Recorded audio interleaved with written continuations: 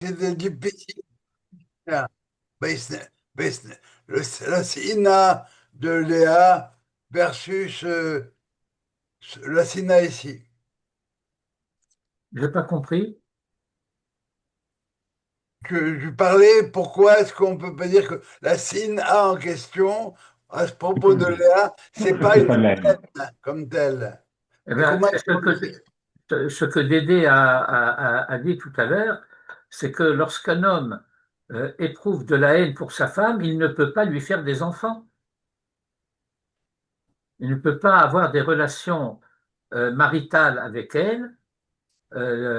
Et par conséquent, lorsque la Torah raconte avec beaucoup de détails les enfantements de Léa, ça n'aurait pas pu être possible si vraiment il y avait de la haine de la part de Jacob à son égard.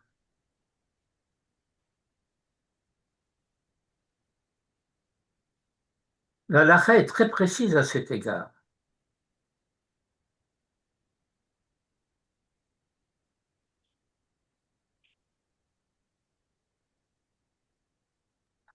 Et par conséquent, j'expliquais tout à l'heure que euh,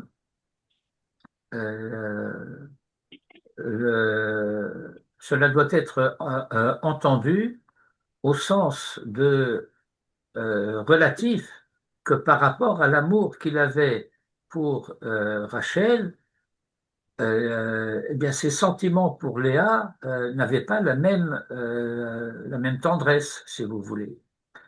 Alors, ce que je voulais dire, j'ai retrouvé le fil, c'est que le Midrash raconte à propos du verset qui dit que les yeux de Léa étaient Pas faibles, la haine. aînée Léa Rakot.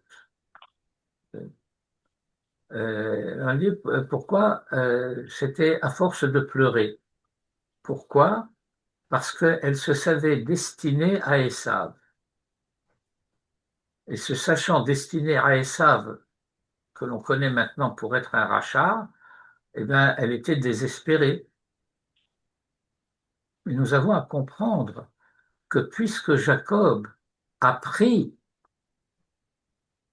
l'aînesse et les bénédictions de Esav, ça veut dire qu'il a décidé d'assumer ce qui devait être l'histoire positive de Ésaü, eh bien, dès lors, euh, la, la postérité d'Israël par Esav lui revient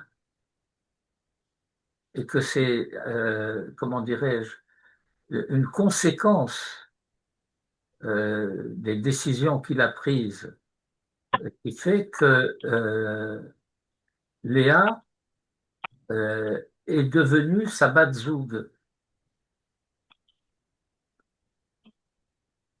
Et nous savons par ailleurs que, étant donné que l'identité Yaakov reste présente, Léa est la Bat-Zoug de Israël, alors que Rachel est la Bat-Zoug de Yaakov.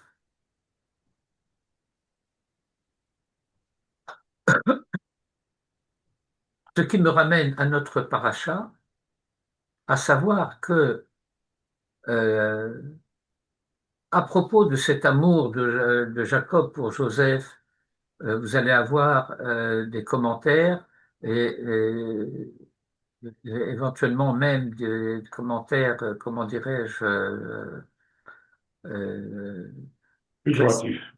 Comment? Péjoratif. Non, non, non. Des commentaires classiques pour dire, eh ben, on apprend de là qu'il ne faut pas que les parents marquent du favoritisme ou des préférences pour l'un des enfants parce que ça va créer des tensions entre les enfants, etc. Tout ça, c'est vrai. Mais nous avons à prendre en compte le fait que si c'était cela qui se passait dans le récit de la Torah, alors étant donné que Joseph est le fils de Rachel, le verset aurait dû dire Ve'Yaakov ahav et Yosef. Dès le moment où la Torah dit Israël ahav et Yosef, cela veut dire que le texte de la Torah lui-même situe ce qui se passe au niveau de l'histoire messianique d'Israël et non pas au niveau d'une affaire privée, de sentiments paternels, d'une tendresse particulière pour un des enfants plutôt que tel autre. Et Rachi va rapporter euh, le commentaire, pardon, la traduction de Onkelos, la traduction de Onkelos que nous avons ici, en petits caractères. Et que dit Onkelos? Israël recham yat Yosef mikol benohi. Donc Yosef ahav et Yosef mikol banav. Aram bar hakim hu le. Parce qu'il était le fils sage. Et Rashi explique Onkelos tirgem bar hakim hu le.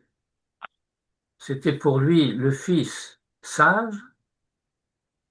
Kol ma shelamad mishem ve'ever masar lo. Tout ce qu'il avait appris chez Shem et de Ever, Jacob, c'est-à-dire Israël, l'a transmis à Joseph. Et le Davar Acher, qui vient juste après, va donner l'indication de ce qui se passe ici en profondeur. Chez Haya Ziv Ikunin Shelo Dome Lo. Ikunin est un terme grec que vous connaissez bien. C'est une icône. Ziv Ikunin, ça veut dire les traits du visage. La ressemblance de Joseph à Jacob. Jacob se reconnaît en Joseph. Ça ne veut pas dire que les fils, les autres frères soient laissés pour compte, mais cela explique le sentiment des frères à l'égard de ce qui se passe. Et je le dirais de la manière suivante. Si le verset avait dit Yaakov ahav et Yosef mikol banav, alors les frères n'en auraient pas tiré de conclusion, comment dirais-je, définitive. Mais les frères connaissent l'histoire de la famille. Ils savent qu'il y a eu, dans l'histoire des patriarches, un tri qui s'est opéré, Isaac et pas Ishmaël, Yaakov et pas Esav, et ils craignent que cela continue maintenant et que bien que eux se connaissent comme tzadikim, que ce serait injuste de la part de Jacob d'agir à leur égard de cette manière, qu'il y aurait une intention de Jacob de faire en sorte que la suite des Toladot et les Toldot Yaakov, Yosef, comme si les engendrements de Jacob devaient se limiter de sa part à Joseph et que eux seraient par conséquent mis à part, laissés pour compte en quelque sorte. Et donc il y a déjà euh, deux choses. Je cherchais un mot plus joli que chose, mais je ne l'ai pas trouvé, alors je continue comme ça, euh, qui apparaissent. La dissension entre Joseph et ses frères, Bené Noach, Bené Israël,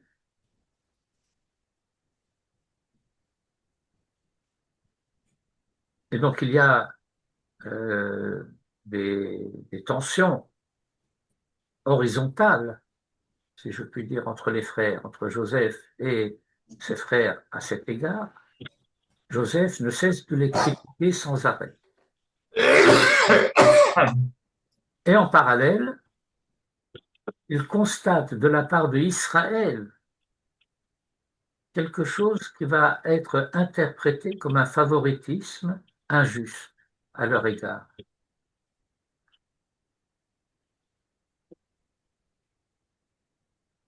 Et les frères constatent, Vayiru Echav, ki oto ahav avihem, mikol Echav, Vayisneu oto. Et cela n'a pas été dit à propos du fait qu'il les critiquait. Donc on peut dire qu'il y a eu un effet peut-être cumulatif. La première chose, et à cela s'ajoute la deuxième, et que cet amour de Jacob pour Joseph pourrait s'expliquer par le fait qu'il le considère lui comme le successeur, ce que laisse entendre comme possibilité ce Davar Acher de Rachi, que Jacob se reconnaît en Joseph, mais qui n'est pas du tout avéré. Jacob reconnaît qu'il y a quelque chose de spécial, quelque chose de particulier chez Joseph. Et la dissension, Vaïsnuoto, Velo Erhud Abro le Shalom, commence à s'installer. Et à ce moment-là, vont apparaître les rêves de Joseph. Et dans ces rêves, dans le fait de rêver, Joseph va se révéler effectivement celui en qui Jacob se reconnaît comme rêveur.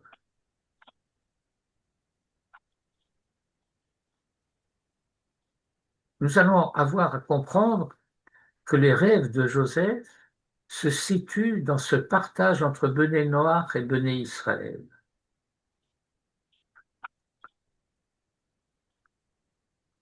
Joseph rêve et il estime nécessaire de le raconter à ses frères.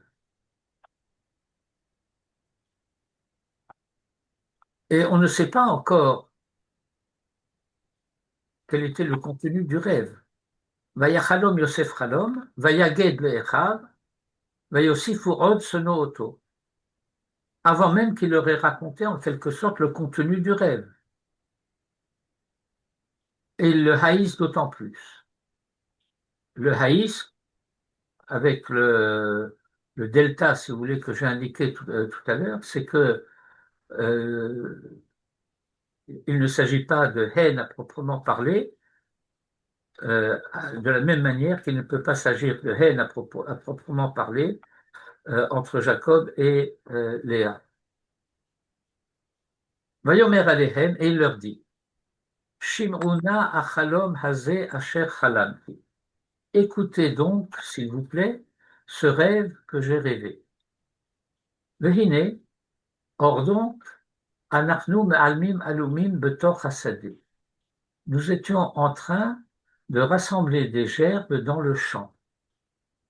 Vehine kama alumati vegam nitzava. Et voici que ma gerbe s'est levée et s'est même dressée.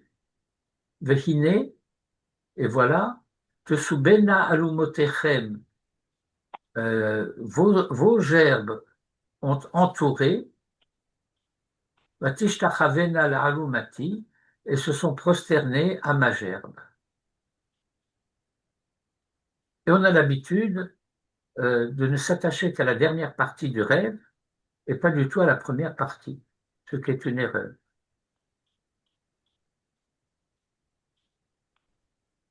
On retient le fait que Joseph serait très euh, euh, orgueilleusement fier du fait que les gerbes de ses frères se prosternent à la sienne, ce qui reviendrait à dire que ses frères reconnaissent sa souveraineté. ce qu'ils vont contester immédiatement. Vayom roulo Echav et ses frères lui dirent, Hamalor timloch aleinu, est-ce que tu régnerais sur nous? Immachol timshol banu, est-ce que tu nous gouvernerais? Vayosifu od seno oto, al chalomotav ve al devarav. Et ils ont d'autant plus éprouvé cette sin'a à son égard pour ses rêves. Pour le moment, on n'a raconté qu'un seul rêve. Et le verset dit ses rêves, le rêveur, et pour ses propos. Qu'est-ce que c'est donc si les propos, c'est seulement qu'il a raconté le rêve, alors Al-Khalomotav al-Devarav, c'est redondant. En quoi consiste ce rêve? Eh bien,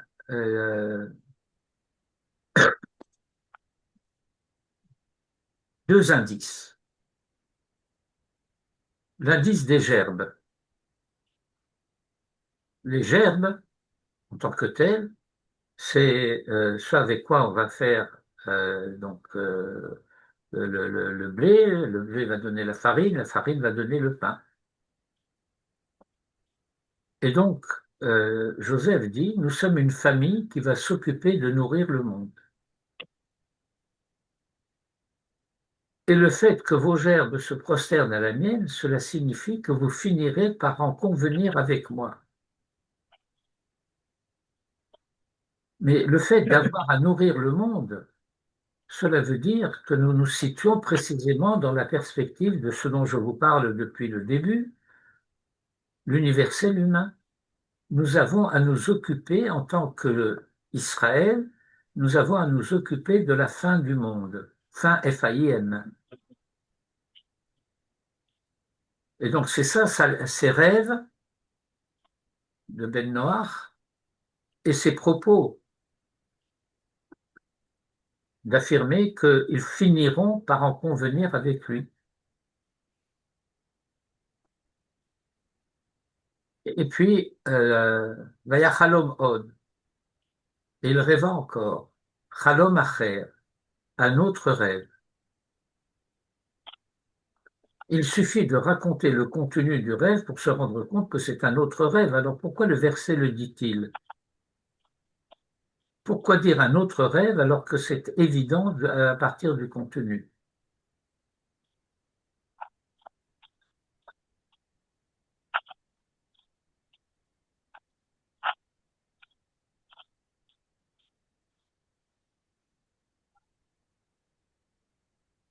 Vayachalom od chalom acher, ça veut dire que d'emblée la Torah va nous dire que dans les positions, si je puis dire, les affirmations, les discussions que Joseph a avec ses frères concernant le fait qu'il faut nourrir la fin du monde et donc s'occuper d'être euh, les pourvoyeurs pour l'humanité, alors que Yehuda, en particulier, et Yehuda est le chef de file des autres frères, eh bien, nous avons à nous occuper euh, de, de l'histoire d'Israël.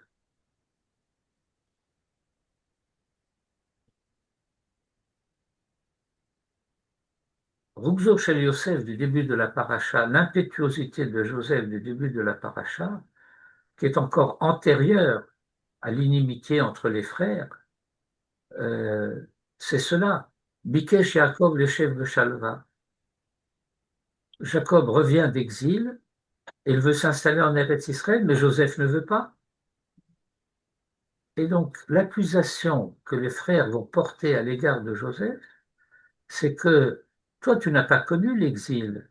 Tu étais un gamin, tu étais petit. Nous savons ce qui s'est passé chez Lavan et tu veux recommencer cette histoire?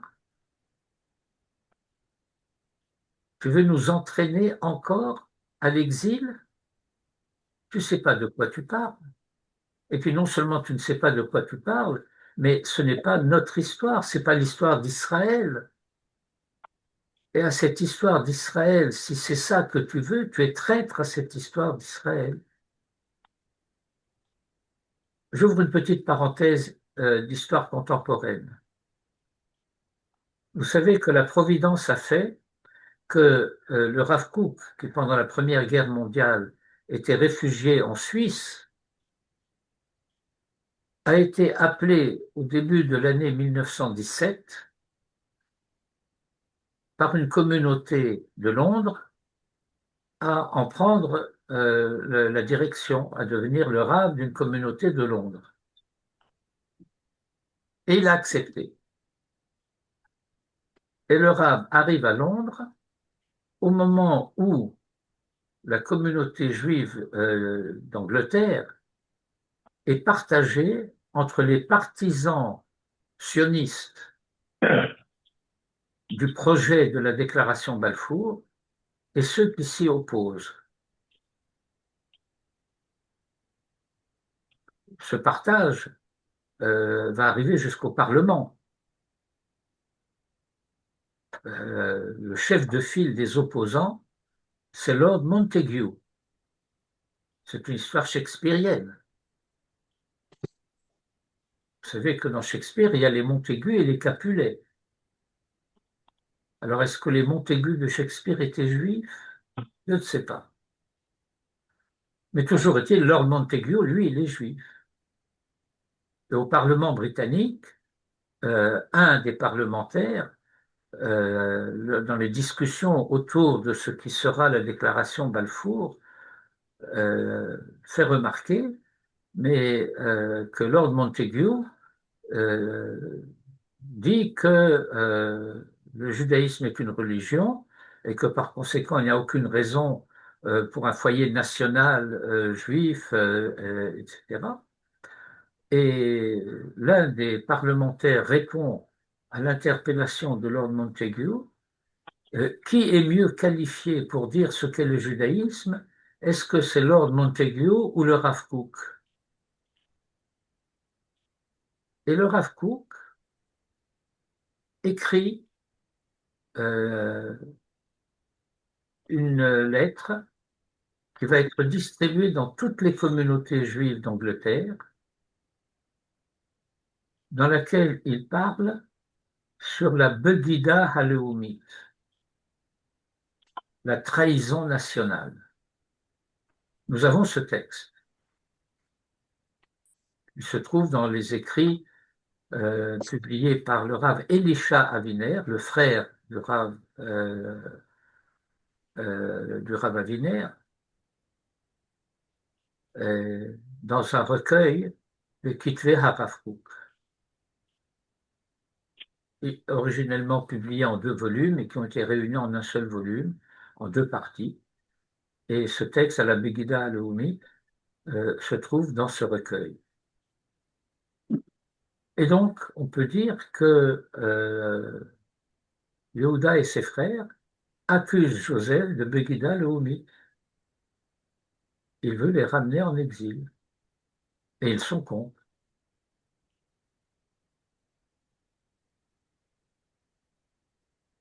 Et la Torah nous dit, il y a encore un autre rêve. Il ne s'agit pas seulement de nourrir la faim du monde. Où est-ce que l'on voit qu'il veut ramener ses frères en galoute? Dans quelle partie du texte? Alors, dans quelle partie du texte? C'est dans un verset des psaumes où le verset dit Ohel Shiken Ba'adam, que Joseph a planté sa tente dans l'humanité. Et c'est toute la thématique qui va se développer dans cette paracha, comment dirais-je, comme nous le verrons un peu plus tard, dans le dernier thème que je veux aborder avec vous ce soir, euh, s'il veut aller nourrir la faim du monde, il faut aller là où pousse le blé. Ah, j'ai oublié de le dire. Excusez-moi, j'ai eu une coupure juste au moment où j'ai posé la question, donc je n'ai pas écouté le début de votre réponse. Alors, je dis que dans un premier temps, euh, il faut revenir au verset 7. Vehine anachnu me'almim alumim betoch hasadeh. Et Oui, voici que nous gerbons des gerbes, comme disait Edmond Flegg, dans le champ. Or, si on lit des gerbes, ça veut dire qu'on était dans les champs. Où est-ce qu'on fait des gerbes? Alors, pourquoi dire betoch hasadeh? Ben, le sadé, ça désigne euh, le lieu qui est hors du Yishuv. Or, le Yishuv, c'est Vayeshev Yaakov, Bikesh Yaakov Leshev Bashalva. Il a voulu s'installer en Eretz Israël. Et Joseph veut sortir au dehors. Il faut aller là où le blé pousse pour faire les gerbes qui vont nourrir l'humanité. Prémonitoire. C'est ça qui va se passer dans l'histoire des 7 années d'abondance, des 7 années de famine. Et par ailleurs, nous avons un verset des psaumes à propos de Joseph qui dit Ohel Shiken Ba'adam, que Joseph a planté sa tente dans l'humanité, pas en Israël, au dehors.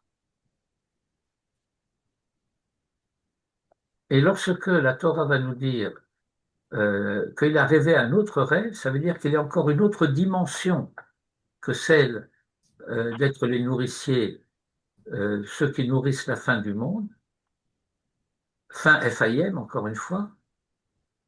Et il leur dit, j'ai encore rêvé un autre rêve. Hine chalamti chalom od. Vehine hashemesh va'yareach v'achadar asa kochavim mishtachavim li. Et là, c'est très direct. Le soleil, la lune et 11 étoiles se prosternent à moi. Le soleil, c'est le Père. super. La lune, c'est la mère. Les 11 étoiles, c'est les frères. Et ça marche pas, puisque Rachel est décédée. Et là, il y a quelque chose de particulier. Il a raconté à ses frères.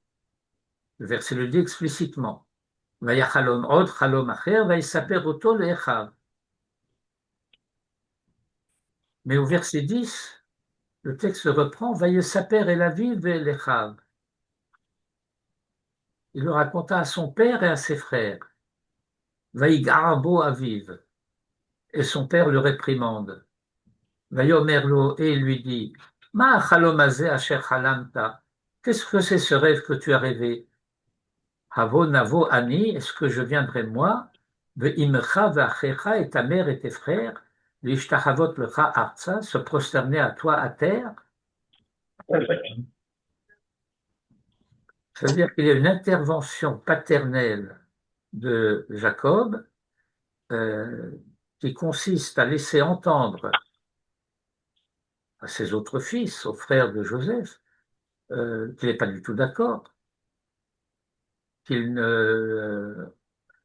qu'il ne soutient pas Joseph en la matière. Et puis là, en plus de la Sina, il y a quelque chose de nouveau qui apparaît. Vayekan uvo echav. Et ses frères le jalousèrent. Aviv shamar et adava. Et son frère et son père a gardé la chose. Aviv shamar et adava, ça veut dire que Jacob est conscient du fait qu'il se passe là quelque chose. Il faut être attentif. Il faut être en veille. Et immédiatement, le texte change de registre. וילכו אחיו לראות את צאן אביהם בשכם. Et ses frères sont allés faire paître le troupeau de leur père à Shrem. Pourquoi à Shrem? Shrem n'est pas un endroit particulièrement, comment dirais-je, heureux. Il s'est passé des choses terribles à Shrem.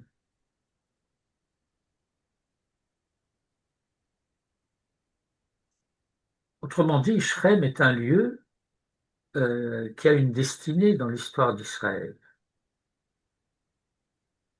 Et par la suite, dans l'histoire, on l'apprend dans le livre de Josué en particulier, Shrem sera le lieu où Joseph, ramené d'Égypte, sera enterré. Donc il y a un lien spécifique entre Yosef et Shrem. Ce n'est pas gratuit, mais nous ne savons pas pourquoi c'est d'Afka là-bas qu'ils sont allés. Mais le texte reprend. Vayomer Yisraël el Yosef. Et dès que le texte dit Vayomer Yisraël, nous savons encore une fois que nous sommes dans l'histoire messianique d'Israël. Ce n'est pas une affaire de famille. Halo achecha ro'im b'Shrem, n'est-ce pas que tes frères font paître à Shrem? Lecha ve'eshlachacha alehem. Va et je t'enverrai à eux. Va et je t'enverrai, ça veut dire si tu es prêt à aller, je t'envoie. Si tu n'es pas prêt, je t'envoie pas. Vayomerlo hineni, je suis prêt. Vayomerlo, et lui dit, va donc, re'e et shalom achecha, vois la paix de tes frères. Alors nous avons tendance à comprendre, va voir comment ils vont. Mais c'est la Torah. Shalom achecha, envoyer quelqu'un que ses frères mettaient entre guillemets, mais néanmoins haïssent et jalousent,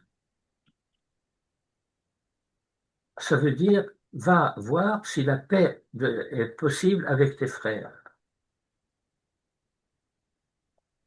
Vet shalom atzon, et la paix du troupeau. Pourquoi la paix du troupeau? L'affaire économique. Oui, bien sûr. Vehashiveni dava, et rapporte-moi une parole. Rapporte-moi la parole de paix. Reviens en me disant que la paix a été faite entre toi et tes frères. Et cela nous permet de comprendre que lorsque Joseph sera devenu vice-roi d'Égypte et qu'il a le pouvoir et qu'il pouvait, d'ailleurs probablement déjà lorsque il était dans la maison de Poutifar et où il était comment dire, le factotum dans la maison de Poutifar, comme le dira le texte de la Torah, toute la gestion de la maison lui est confiée. Et donc, il pouvait facilement faire passer un message à la maison, dire papa, tout va bien. Mais il ne peut pas. Pourquoi? Parce qu'il est chaliar. Et le chaliar ne peut pas revenir tant qu'il n'a pas accompli sa mission. Et donc, tant qu'il ne peut pas dire à son père que la paix existe entre lui et ses frères, il ne peut pas être méchiv d'avar, et donc il est en quelque sorte prisonnier de cette mission. Vayishallechehu me'emek Chevron, et il l'envoya depuis la vallée de Chevron, et il est arrivé à Shechem. Et immédiatement, la Torah intervient dans le commentaire de Rashi. C'est déjà, donc évidemment, à travers le Midrash. V'halo Chevron Bahar, Qu'est-ce que ça veut dire que la Torah dise de la vallée de Hebron alors qu'il s'agit d'une ville qui est dans la montagne? Hebron est dans les monts de Judée, c'est pas une vallée. Donc je lis Rachi avec vous. Le premier Rachi ici en haut de la page. V'halo Hebron Bahar, Sheneemar, puisque il est dit dans la parole de Bamidbar, dans l'histoire des explorateurs, Vaya'alu Negev, ils sont montés dans le Negev, Vayavo ad Hebron, et il est arrivé, parce que Caleb est arrivé seul à Hebron, mais donc Hebron, il est quelque part où il faut monter, c'est pas une vallée. Et là, mais comment faut-il comprendre? Mais Aemek Hebron, mais Etza Amuka Shel Oto Tzadik Hakavur de Hebron.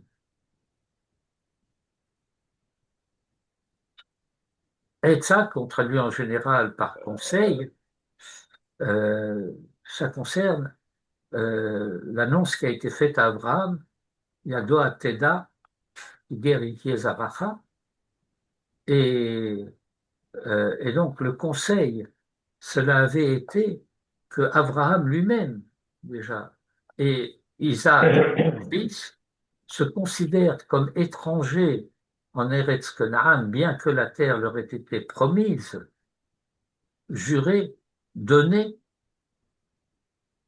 pour que l'annonce de la Guéroute commence avec eux. Et c'est l'indice qui nous est donné dans la Torah, dans Brit Ben Abetari, Ger Yihye Zaracha Be'eretz Lo Lahem. Vous vous souvenez du verset? Oui. Il ne marche pas ce verset. Grammaticalement, il est mal foutu. Ce qui fera dire aux critiques bibliques que Rashi ne savait pas l'hébreu.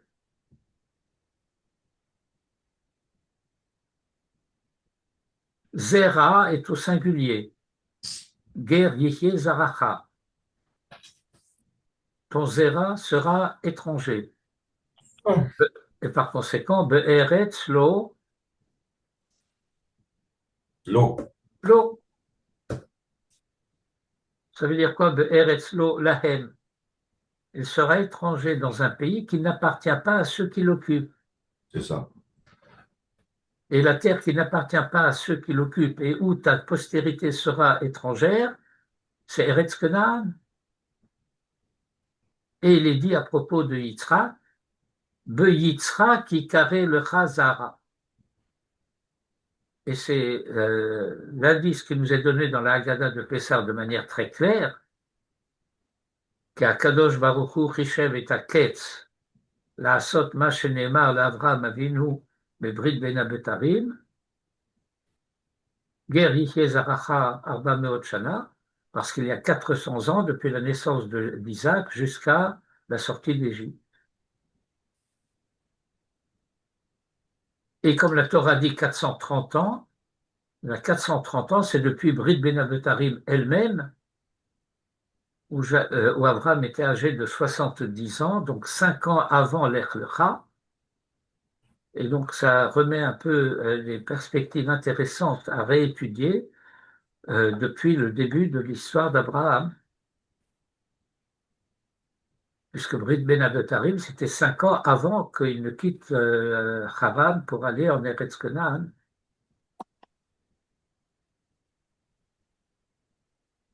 Comme nous avions l'habitude de dire dans notre jeunesse, Abraham est le premier à avoir réalisé Tour Vallée. Vous rappelez du programme de Tour Vallée de l'agence juive? Les voyages exploratoires, avant de faire sa Aliyah. Alors il a fait un voyage en Eretz Israël, il a eu la vision de Brit Ben Abetarim, il est retourné à Haran. Et puis après, 5 ans plus tard, puisque la Torah va nous dire qu'il est âgé de 75 ans lorsque il arrive en Eretz Canaan, donc c'était 5 ans après Brit Ben Abetarim. Je referme la parenthèse, les parenthèses d'ailleurs de manière générale.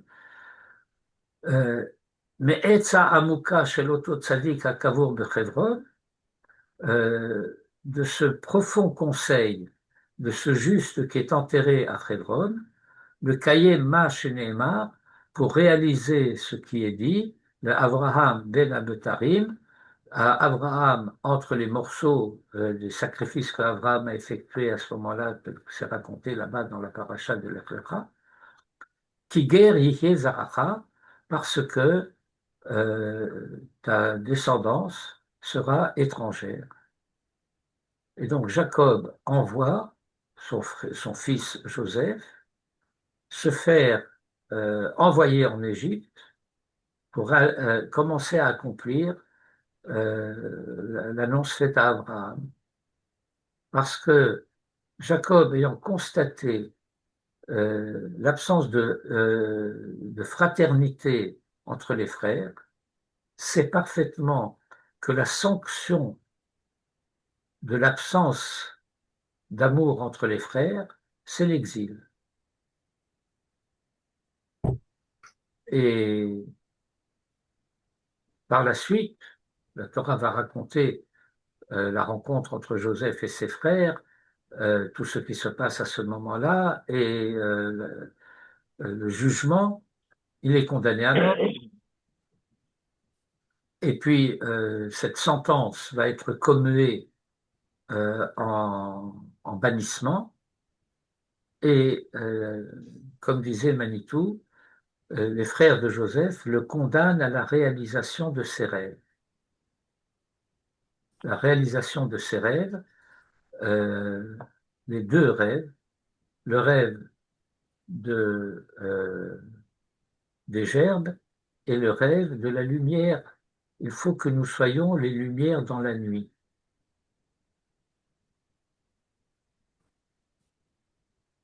Là où il y a la faim, il faut qu'on donne à manger. Là où il y a l'obscurité, il faut que nous apportions la lumière.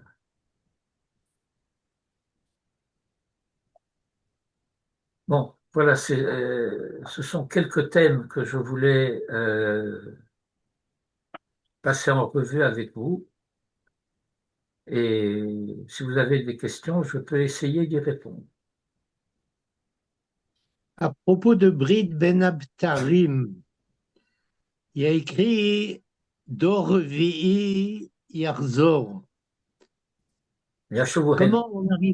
Comment on arrive à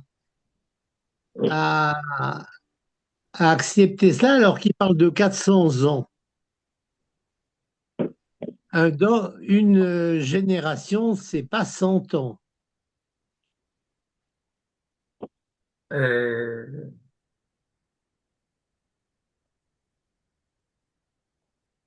Alors,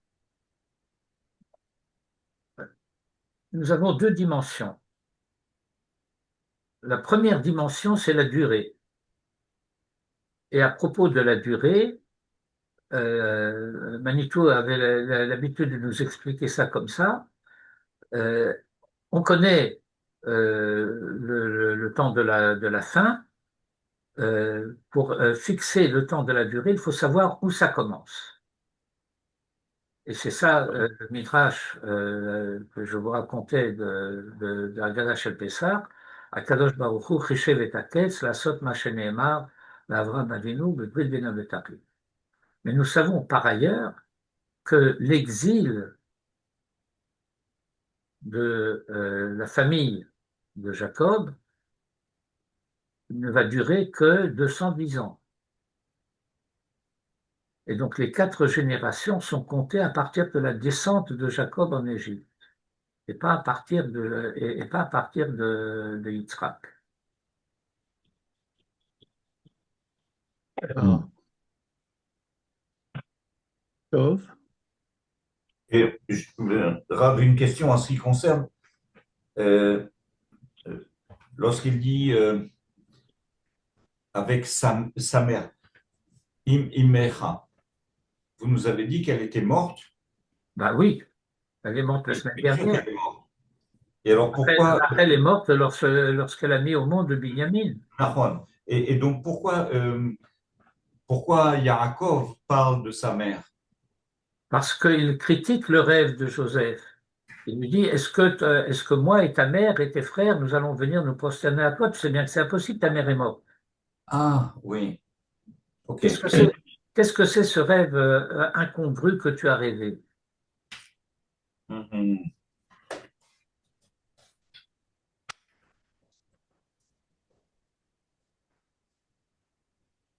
Oui, mais il a quand même rêvé.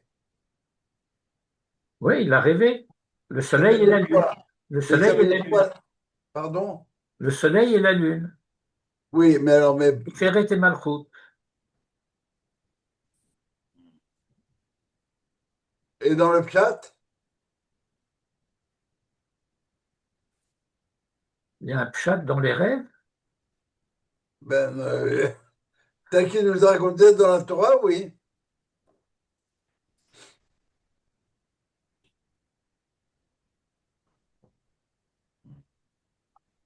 Peut-être qu'on peut dire que En Imecha est la Knesset Israël. Oui, bien sûr, Ça pourrait marcher là-dedans. tout à fait.